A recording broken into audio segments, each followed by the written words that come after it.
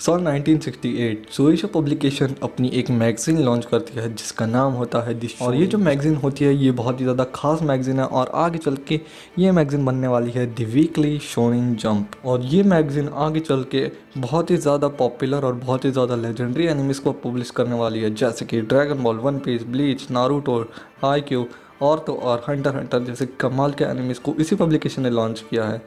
अगर ये मैगज़ीन नहीं होती तो आज हमारे सामने जो जो एनिमीज़ है वो शायद उस लेवल तक नहीं पहुंच पाते, क्योंकि एनिमी और मांगा कम्युनिटी को फैलाने में शोनेन जंप का बहुत ज़्यादा बड़ा हाथ है। तो आखिर शोनेन जंप इतनी ज़्यादा पॉपुलर कैसे हुई, आखिर इसके पीछे की स्टोरी क्या है, आखिर कैसे शोनेन जंप इतना ज़्यादा कल्चरल इम्पैक्ट छोड़ पाई और कैसे आखिर ये हर हफ्ते एक नया मैगज़ीन यानी कि नई बुक लॉन्च करती है 200 से 300 पेजेस की। तो चलो यार इस वीडियो में जानते हैं।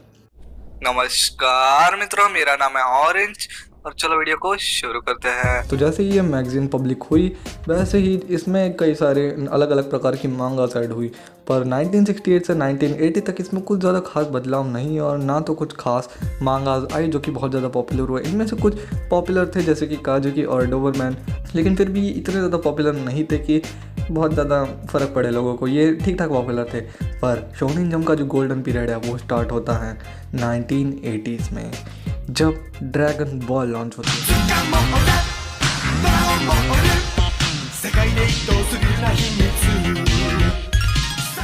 जैसे ही ड्रैगन बॉल की मांगा आई उसने पूरे के पूरे जापान में तहलका मचा के रख दिया। ये एक बहुत ज़्यादा सक्सेसफुल मांगा रही जिसके कारण शोनेन जंप को बहुत ज़्यादा पॉपुलैरिटी मिली और काफ़ी सारे मांगा आर्टिस्ट को अपनी मांगा पब्लिश करने की मोटिवेशन। तो अब जो काफ़ी सारे मांगा आर्टिस्ट हैं वो शोनेन जंप में अप्लाई करने लगे और इससे कई सारे अच्छी मांगास हमें देखने को मिली, जैसे कि स्लैम डंक और तो और हमारे यो यो हाकुसुकु। 1968 से लेकर 1980 तक ज़्यादातर शोनेन जंप को लोग नहीं जान पा रहे थे, क्योंकि और भी मैगजीन जो कि अलग अलग तरीके की मांगास को पब्लिश करती थी, जिसके कारण शोनेन जंप इतनी ज़्यादा पॉपुलर नहीं हुई। लेकिन 1984 में एक ऐसी मांगा आती है शोनेन जंप के ऊपर जिसने पूरे के पूरे जापान में तहलका मचा के रख दिया। मैं बात कर रहा हूँ दी ओजी ड्रैगन बॉल की। ड्रैगन बॉल जैसे ही शोनेन जंप पर पब्लिश होना स्टार्ट हुई वैसे ही शोनेन जंप की जो सेल्स है उनका पारा बहुत चढ़ गया, यानी कि उनकी जो सेल थी वो आसमान को छूने लगी।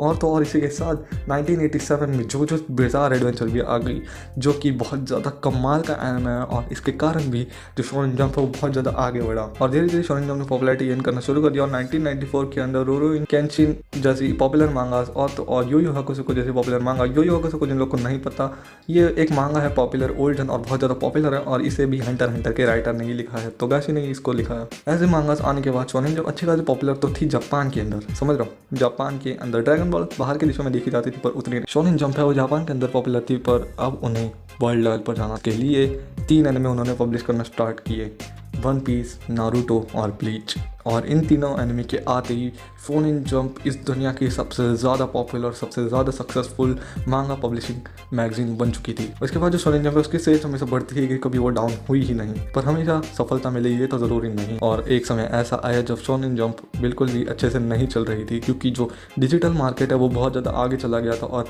पायरेसी काफ़ी ज़्यादा हो रही थी मांगास की, जिसके कारण उन्होंने एक अच्छा स्टेप लिया जो था डिजिटल मार्केट के अंदर कूदना। यानी कि अब शोनेन जंप आने वाला था डिजिटली भी और फिजिकली। यार मैं जो कब से शोनेन जंप कर रहा हूँ, क्या आपको अभी तक समझ में आया कि आखिर शोनेन जंप पब्लिश कैसे करता है और मैं क्यों क्रेडिट दे रहा हूँ इन सारे एनिमे के पॉपुलर होने के पीछे शोनेन जंप को? तो यार मैं आपको समझा देता हूँ। तो जो शोनेन जंप है वो एक मैगजीन है, वो एक मैगजीन है जो हर हफ्ते आती है, जो कि 200-300 पेज के होते हैं, जिसके अंदर कोई भी 20 मांगा के चैप्टर्स होते हैं।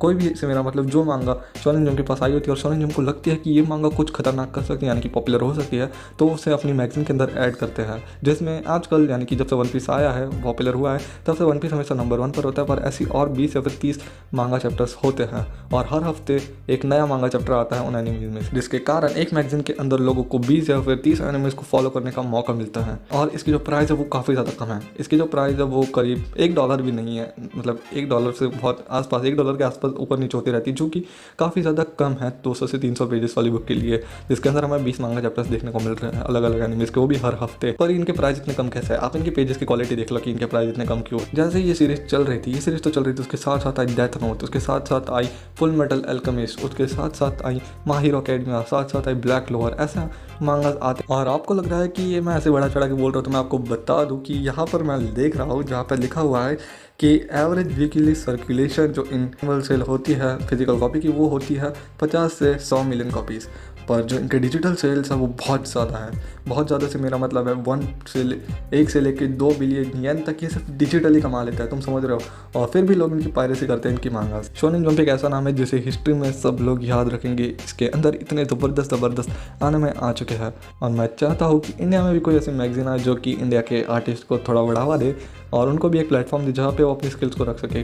अगर आपको अपनी स्टोरी को शोनेन जंप के अंदर भेजना है तो फिर आपका इसका प्रोसेस इतना हार्ड नहीं है। आपको सिर्फ पहली बात तो आपको जो कॉमिक है वो जापानीज़ होनी चाहिए ऑफ कोर्स, वैसे इंग्लिश हो तब भी शायद चल जाएगी। और उसके बाद ये काफ़ी सारे कंपटीशन कराते रहते हैं, इनकी वेबसाइट पे जाना, ये काफ़ी सारे कंपटीशन कराते रहते हैं जहाँ पे ये काफ़ी सारी मांगास को लेते हैं। 200 से 300 मांगास आती हैं, उनमें से ये कुछ 1 या फिर 2 सिलेक्ट करता है। इतने पॉपुलर होने के बाद भी आखिर क्यों सरफेस पे सब लोग कह रहे हैं कि शोनेन जंप जो है वो बंद होने वाली है, शोनेन जंप आगे मांगास पब्लिश नहीं करेगी। पर वन पीस तो अभी भी चल रहा है और तो और जो हंटर x की मांग है वो भी आ रही है। तो लोग आखिर ऐसा क्यों कह रहे हैं, ये जानने के लिए आप इस वाले वीडियो पे क्लिक करो और अगली वीडियो में मैं बताने वाला हूँ कि आखिर वन पीस इतना स्पेशल क्यों है।